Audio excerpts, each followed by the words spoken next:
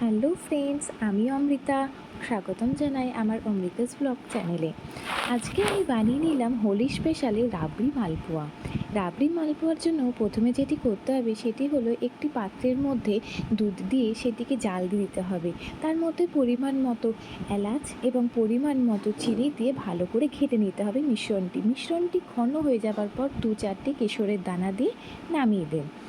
এরপর চিনি সিরাপ তৈরির জন্য একটি পাত্রে চিনি, পরিমাণ মতো জল এবং পরিমাণ মতো এলাচ নিয়ে সেটিকে ফুটিয়ে নিন যতক্ষণ না চিনির রসটি গাঢ় হয়ে আসছে। ঘাঁটতে থাকুন।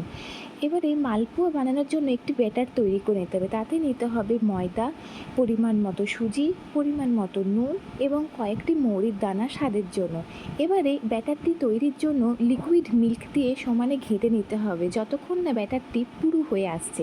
আধ ঘন্টা ঢাকা দিয়ে রেখে দিন। তারপরে কড়াইয়ে সাদা তেল দিয়ে মালপোয়ার ব্যাটারটি ছেড়ে দিন।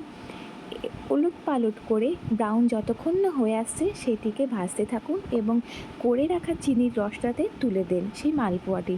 2-3 মিনিট চুবিয়ে রাখার পর মালপোয়াটিকে পরিবেশন করুন ঠান্ডা ঠান্ডা রাবড়ি দিয়ে। আর রাবড়ি দিয়ে মালপোয়া পরিবেশন করলে তো অসাধারণ খেতে লাগে।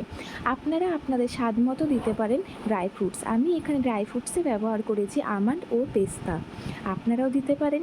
অবশ্যই বানিয়ে দেখুন কেমন হয়েছে খেতে।